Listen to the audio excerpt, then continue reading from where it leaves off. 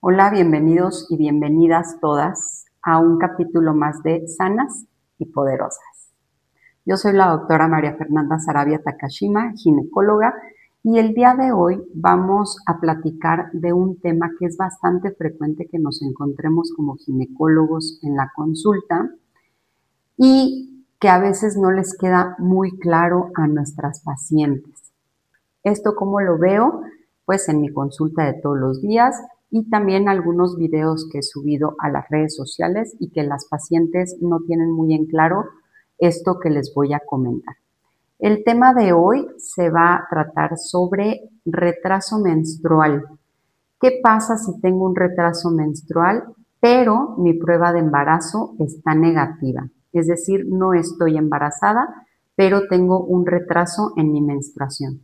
¿Cuáles son las posibles causas de un retraso menstrual? Esto es lo que vamos a platicar ahorita en este capítulo nuevo de nuestro podcast. Es algo que a las mujeres les preocupa, ya que si nosotras llevamos nuestro ciclo de manera regular, nuestras menstruaciones de manera regular y constante, el que uno de nuestros periodos se retrase o de plano no llegue es un motivo para preocuparnos y motivo por el cual acuden a la consulta de ginecología. Aquí vamos a poner ahorita en claro dos conceptos. Uno es el retraso menstrual, que es cuando el periodo se atrasa un poco más de los días en lo que nosotros esperamos nuestra menstruación, y la amenorrea. La amenorrea es un retraso por más de 3 meses, es decir, no tenemos nuestra menstruación por más de 3 meses, a eso le vamos a llamar amenorrea. Y aquí les voy a contar las principales causas de retraso menstrual y de una amenorrea secundaria. Aquí, para entender un poquito, ya habíamos platicado previamente en el capítulo 1 sobre el ciclo menstrual. El ciclo menstrual, acuérdense que tiene algunas hormonas que lo van a controlar. Una de ellas es la hormona luteinizante, la otra la folículo estimulante, la progesterona y los estrógenos. Aquí vamos a platicar de las principales causas que nos puedan afectar este ciclo menstrual. También, para que puedan entenderme un poquito más, estas hormonas van a tener un origen a nivel de nuestro cerebro. En nuestro cerebro hay dos estructuras, el hipotálamo y la hipófisis. Y para que todo el ciclo menstrual se lleve a cabo, hay un eje que conecta el hipotálamo con la hipófisis y la hipófisis con el ovario. A este eje le llamamos eje hipotálamo-hipófisis-ovario.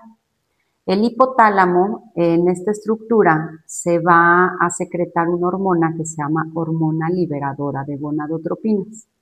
Las gonadotropinas son la hormona luteinizante y la hormona folículo estimulante. Esta hormona liberadora de gonadotropinas es la que va a mandar la señal hacia la hipófisis para que estas dos hormonas se secreten en el momento en el que lo tengan que hacer en nuestro ciclo menstrual. Una vez que se secretan estas hormonas, entonces mandan la señal hacia el ovario para la producción o de estrógenos o de progesterona. Esto también pues ya lo habíamos platicado. Entonces, ahora que ya comprendimos que existen estas estructuras, ahora vamos a platicar de las posibles causas de un retraso en la menstruación. Una posible causa es alteraciones hormonales como tal. Otra causa es el estrés. Otro motivo por el cual se nos pueda retrasar la menstruación es el cambio en nuestro peso, ya sea que aumentemos de peso o que bajemos mucho de peso. La otra es el ejercicio excesivo, el ejercicio intenso, también nos puede alterar nuestro ciclo menstrual. Y otras causas van a ser el uso de anticonceptivos, la menopausia como tal o la perimenopausia, que también nos va a conllevar a algunos cambios hormonales, obviamente el embarazo, la lactancia y problemas con nuestra tiroides o algunos problemas de enfermedades crónicas. Entonces, ahorita vamos a desglosar un poquito todas estas causas para irles comentando por qué es probable que si nosotros tenemos alguna de esta alteración, nuestro ciclo menstrual se pueda ver afectado. Vamos a empezar primero por las alteraciones hormonales como tal. Dentro de las alteraciones hormonales vamos a tener a la reina de las patologías en estas alteraciones, que es el síndrome de ovario poliquístico. En el síndrome de ovario poliquístico, nosotros vamos a tener una alteración a nivel hormonal, es decir, va a haber un exceso de una hormona, que es la hormona luteinizante, en relación con la folículo estimulante.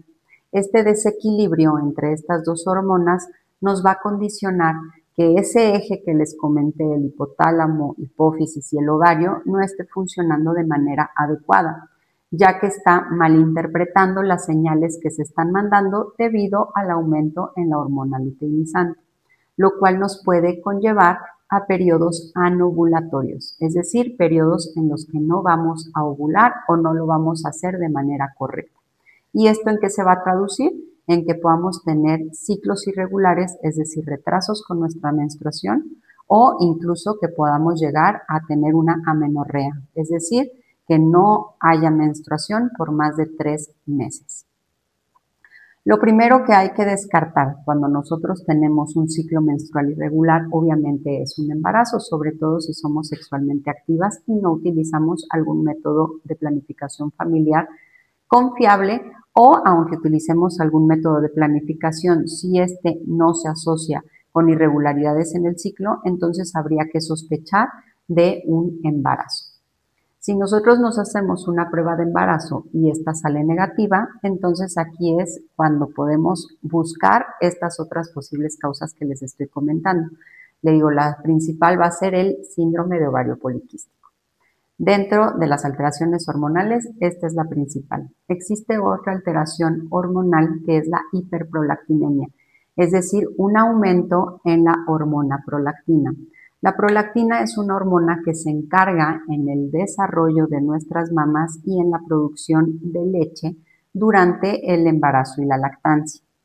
Entonces, cuando nosotros tenemos niveles elevados de prolactina, esto nos puede inhibir la menstruación, es decir, nos puede ocasionar que no llegue nuestro periodo o que nuestro periodo se retrase. Por eso es muy común que las pacientes que están lactando puedan no presentar su periodo menstrual, sobre todo si se encuentran con una lactancia materna exclusiva. Ahora, otra posible causa de un retraso con nuestra menstruación, como les había comentado, es el estrés. El estrés, sobre todo si en nuestro trabajo, si vivimos una vida con demasiado estrés, por ejemplo, nosotros los médicos a veces tenemos pacientes doctoras que tienen estos problemas. ¿Por qué? Porque el estrés nos puede llevar a una condición en donde se eleva otra hormona que se llama cortisol.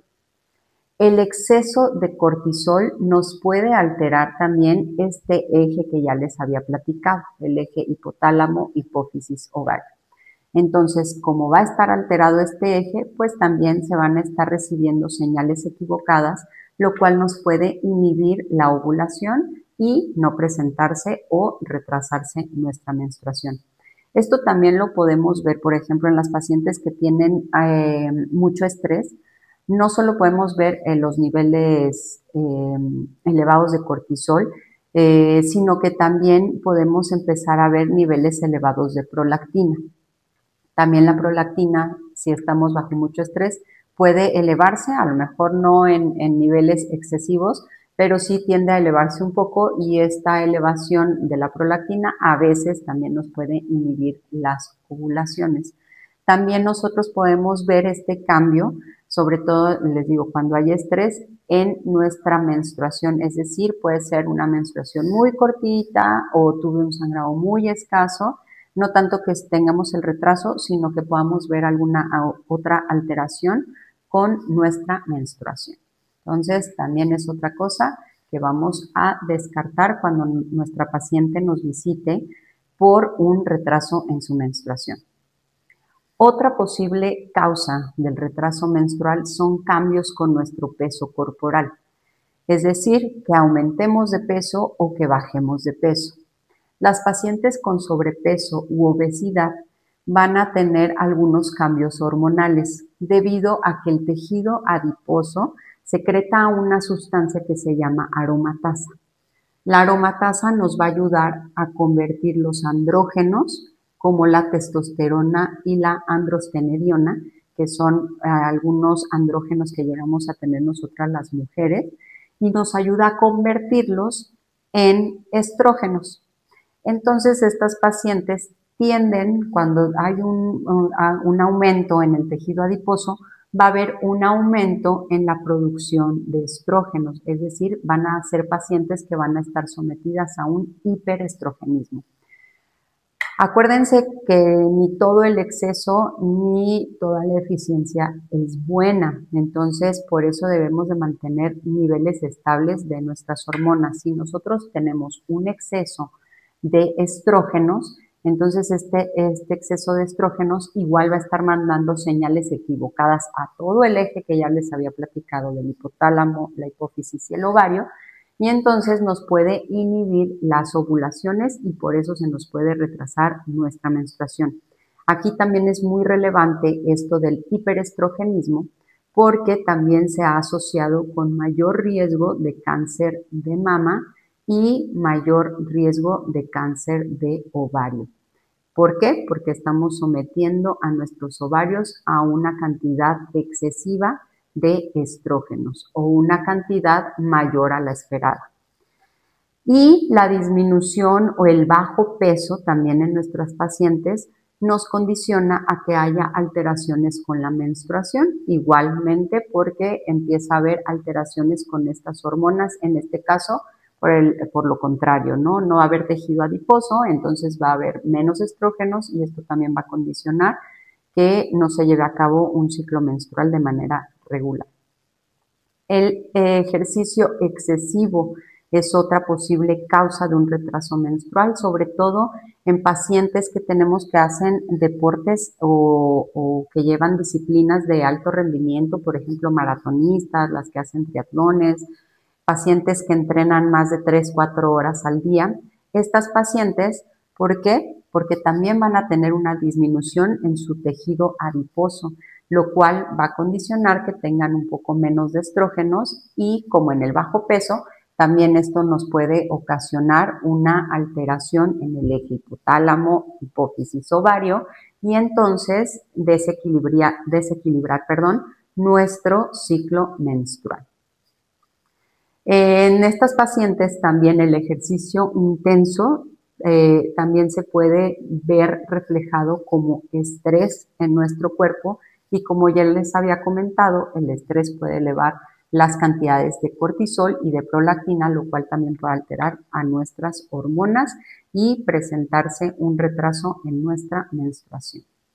Los problemas en la tiroides, es muy frecuente que nosotros como ginecólogos detectemos pacientes con problemas tiroideos, pacientes que tienen ciclos irregulares y que no encontramos alguna otra causa aparente, hay que solicitar también un perfil tiroideo. El hipo o el hipertiroidismo van a provocar también algunas alteraciones en nuestra menstruación. Las hormonas tiroideas se van a secretar en la misma glándula que está en la hipófisis, donde se secreta la hormona luteinizante y la folículo estimulante. Es por eso que también puede verse comprometida la menstruación cuando tenemos alguna de estas alteraciones. Entonces, pacientes con hipo o hipertiroidismo pueden presentar ciclos menstruales irregulares y más con retrasos en su menstruación o amenorrea, que es que no nos baje por más de 3 meses. Algunas enfermedades crónicas como la diabetes nos pueden ocasionar también retrasos en la menstruación. Aquí lo que vemos antes de la diabetes y es muy frecuente que lo veamos también en nuestras pacientes, es la resistencia a la insulina. La resistencia a la insulina también se asocia mucho con el síndrome de ovario poliquístico. Hay pacientes que pueden tener síndrome de ovario poliquístico y no tienen resistencia a la insulina, pero casi siempre nuestras pacientes con síndrome de ovario poliquístico van a tener cierto grado de resistencia a la insulina. O hay pacientes que no tienen síndrome de ovario poliquístico, pero sí tienen resistencia a la insulina. La resistencia a la insulina, digamos que la glucosa es el azúcar que va a llegar a nuestro cuerpo. Esa glucosa nos sirve a todos los humanos para que nuestras células funcionen de manera adecuada y tengamos energía. Sin embargo, hay veces que consumimos cantidades mayores de glucosa de la que nuestro cuerpo requiere. Y la insulina se encarga de meter esa glucosa a las células para que tengan su función. Cuando nosotros tenemos una resistencia a la insulina, lo que está sucediendo es que por las cantidades mayores de glucosa que está llegando a nuestro cuerpo, la insulina no está haciendo su trabajo de manera eficiente. Es decir, pues le está faltando a esa insulina. La insulina es como una llavecita que va a abrir las puertas de la célula para que nuestra glucosa o nuestro azúcar pueda entrar a esa célula a hacer su función. Cuando nosotros tenemos una resistencia a la insulina, esa llavecita no está funcionando, ya se dobló un poquito, entonces necesito traer otra llave para poder abrir. Y así empezamos a sacar más llavecitas hasta que se pueda abrir esa puerta. Entonces va aumentando los niveles de insulina y esto hace que nuestros niveles de glucosa en sangre se mantengan normales. ¿Pero a expensas de qué? De que la insulina está aumentando para mantener esos niveles. Si nosotros sometemos a nuestro cuerpo durante mucho tiempo a este proceso, entonces la insulina se va a empezar a cansar, ya no van a alcanzar las llavecitas para poder meter toda la glucosa a las células y la glucosa se va a empezar a quedar en la sangre, aumentando los niveles de glucosa en sangre y posteriormente provocándonos una diabetes tipo 2. Entonces, la resistencia a la insulina todavía es muy controlable, la podemos manejar y es fácil, si nuestros pacientes se apegan a los tratamientos, que la podamos revertir. Y esta reversión que hacemos con la resistencia a la insulina nos va a ayudar porque esos pacientes que pudieron revertir esos efectos son pacientes que ya hicieron cambios en sus hábitos, es decir, en sus hábitos alimenticios y en sus hábitos en cuanto al ejercicio. Entonces, la resistencia a la insulina, cuando la tenemos, nos puede condicionar que aumenten algunas hormonas también en nuestro cuerpo. Se asocia también con una obesidad central o que tengamos mayor tejido adiposo en la parte central del abdomen o incluso por dentro, un aumento de nuestra grasa visceral. Y como les había dicho, la grasa o el tejido adiposo nos ayuda a convertir andrógenos en estrógenos, por lo cual también puede haber un hiperestrogenismo o en algunos casos incluso hasta un hiperandrogenismo. Entonces la resistencia a la insulina se asocia mucho también con los retrasos en la menstruación. ¿Por qué? Porque entonces no vamos a tener un eficiente funcionamiento de las demás hormonas para que se pueda llevar a cabo la ovulación. Otra posible causa de esto también va a ser el uso de métodos anticonceptivos. Algunos métodos anticonceptivos, sobre todo el implante subdérmico, el sistema intrauterino que tiene hormona, la hormona levonorgestrel, que es el Diumirena, que ahora ya hay muchas marcas. Se le quedó Diumirena porque era la única marca que existía, pero ahora hay más marcas, pero es el DIU hormonal, el DIU que tiene levonorgestrel. Algunas pastillas, algunas inyecciones o incluso los métodos anticonceptivos de emergencia nos pueden alterar nuestra menstruación, es decir, nos provocan periodos anovulatorios y puede ser que el tiempo que utilicemos estos métodos como el implante, el DIU, Mirena o algunas pastillas anticonceptivas o inyecciones puede hacer que no tengamos nuestro periodo menstrual, pero es por efecto de estas hormonas que están inhibiendo nuestra ovulación. Y otra causa que también es bastante frecuente que la veamos en nuestras pacientes es la perimenopausia o la menopausia. Cuando llegamos a esta etapa también vamos a empezar con cambios hormonales. Aquí lo que va a pasar es que los estrógenos van a empezar a disminuir y la hormona folículo estimulante y la hormona luteinizante se van a empezar a elevar. Esta elevación y la deficiencia de estrógenos van a causar también una alteración en el eje hipotálamo hipófisis ovario, llevando a que tengamos periodos en los que no vamos a ovular o ya nuestras ovulaciones van a ser menores y esto nos puede llevar a retrasos con la menstruación. La menopausia va a ser un tema, varios de estos temas que platicamos ahorita van a ser temas aparte que vamos a ir abordando poco a poco para que tengan mejor conocimiento. Y entonces aquí, ¿qué va a pasar? Cuando nosotros ya tenemos nuestro diagnóstico, ya sabemos la causa del retraso menstrual, pues el tratamiento va a ir enfocado a la causa que está originando ese retraso en la menstruación. Entonces, ya saben, si ustedes tienen un retraso con su menstruación, si hicieron una prueba de embarazo pero salió negativa, hay que acudir con su ginecólogo para que les pueda determinar la causa por la cual tuvieron ese retraso y estarles dando seguimiento y, en caso necesario, tratamiento. ¿Por qué? Porque es importante que nosotros tengamos nuestros ciclos de manera regular para evitar exponer a nuestro cuerpo o a nuestros ovarios a algún exceso de algunas hormonas que puedan ser perjudiciales en un futuro a nuestra salud. Ahora ya lo saben, estas son las posibles causas de un retraso menstrual. Nos vemos la siguiente semana con un nuevo capítulo y más información que espero sea de utilidad para todos ustedes. Y espero sus comentarios, sus críticas, sus preguntas y yo encantada de leerlos o de escucharlos y de poder resolver las dudas que vayan surgiendo. Nos vemos la siguiente semana con un nuevo capítulo en Sanas y Poderosas.